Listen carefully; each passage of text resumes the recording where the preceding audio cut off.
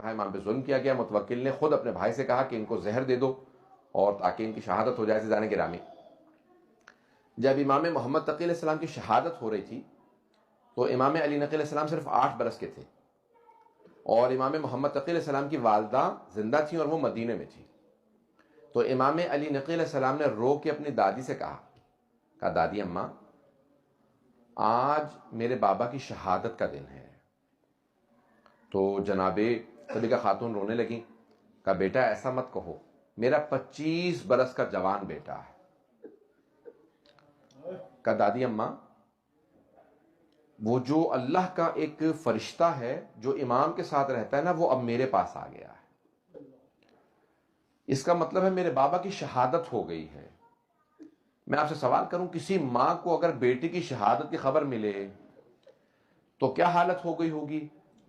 روایت کے الفاظ ہیں جناب صدیقہ خاتون بے انتہا رونے لگیں، تڑپنے لگیں، اور ایک ہی دلاسا تھا وہ ان کا پوتا، وہ جو 2 پوتے اور 1 پوتی تھی، ان کو سینے سے لگایا، پیار کرنے لگی، رونے لگی. کہا کہ میرا بیٹا مارا گیا.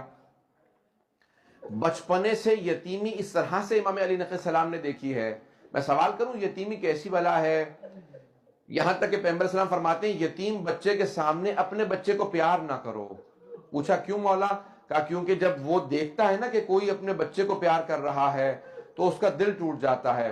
عزیزان گرامی، روایت کے الفاظ یہ ہیں کہ جب پہلی عید آئی تھی نا امام حسن مجتبیٰ کی شہادت کے بعد، یا مسلسل جب عید آیا کرتی تھی تو امام حسین علیہ السلام جنت البقیع اپنے بھائی کی قبر پہ جایا کرتے تھے تو اپنے بچوں کی انگلی پکڑتے تھے لیکن سر پہ ہاتھ نہیں رکھتے تھے. تو کبھی کسی نے پوچھا اتنا پیار کرتے ہیں تو آپ بچوں کو کیوں نہیں پیار کرتے؟ کہا جب میں قاسم کو دیکھتا ہوں تو مجھے احساس ہوتا ہے کہ میرا بھتیجا کبھی یتیمی کا احساس نہ کرے، اپنے بابا کو یہ محسوس نہ کرے میرا باپ سر پہ نہیں ہے، اس لیے میں اس کی محبت میں اس کو زیادہ پیار کرتا ہوں، اسے سینے سے لگاتا ہوں، اس کے سر پہ ہاتھ رکھتا ہوں، اپنے بچوں کے سر پہ ہاتھ نہیں رکھتا، تاکہ میرے بھتیجے یتیم بھتیجوں کو یہ محسوس نہ ہو کہ دیکھو ہمارے جو چچا زاد بھائی ہیں ان کے سر پہ ہاتھ رکھنے والا ہے لیکن ہمارا باپ سر پہ موجود نہیں ہے. عزیزان گرامی، یتیمی عجیب چیز ہے. امام علی نقی علیہ السلام نے 8 برس کے سن سے یتیمی دیکھی اور مسلسل یہ دیکھتے رہے کہ ہر طرف سے ظلم ہوتا رہا امام علیہ السلام پہ. عزیزان گرامی، جب جناب سکینہ بنت الحسین کو پہلا تماچا لگا تھا نا تو انہوں نے اس لحظے میں اپنے چچا کو پکارا تھا اور کہا تھا کہ چچا جان آ کے دیکھیے ذرا میرے کانوں سے کتنا لہو بہ رہا ہے.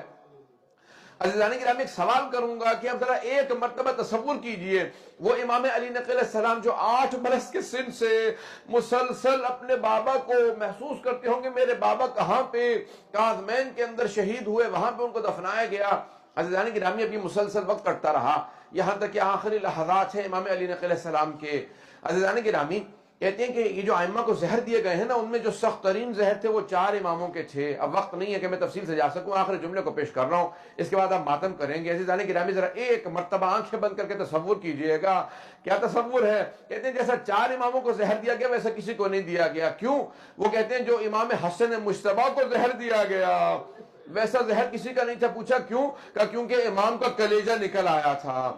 کا دوسرا کس کو زہر سخت دیا گیا تھا؟ کا دوسرا امام رضا علیہ السلام کو. کا کیسا زہر تھا؟ کا جب زہر دیا گیا نا امام نے فوراً اپنے چہرے پہ رومال رکھا. کا کیا بات ہے کہ مجھے بار بار خون کی قے آتی ہے. کہ اپنے چہرے پہ رومال رکھا کہ میرا پورا کلیجہ پانی ہو گیا ہے. کہ مجھے گھر واپس جانے کے تیرا کام ہو چکا ہے. عزیزان گرامی، 2 اور امام، ایک امام علی نقی علیہ السلام، آپ کے بیٹے جب امام حسن عسکری علیہ السلام قریب میں موجود تھے. کہا بیٹا مجھے سہارا دے کے بٹھا دو، میرے اجداد رسول خدا علی مرتضی سب آ گئے میرے لینے کے لیے، میری دادی زہرا موجود ہے. اجرکم اللہ. عزیزان گرامی، اور ایک ہیں امام حسن عسکری علیہ السلام جن کو زہر دیا گیا، سخت ترین زہر دیے گئے. عزیزان گرامی، یہ آخری لحظات کیسے عجیب و غریب ہوتے ہیں. روایت کے الفاظ ہیں سامرہ تھا، امام حسن عسکری علیہ السلام نے خود سے اپنے بابا کو غسل و کفن دیا. کفن دینے کے بعد بڑے شان و شوق سے کہا گھر میں شیعوں کو جمع کر لیا.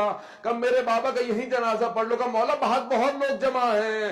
کہا نہیں، وہاں متوکل مجھے جنازہ پڑھانے نہیں دے گا، وہ خود جنازہ پڑھانا چاہتا ہے.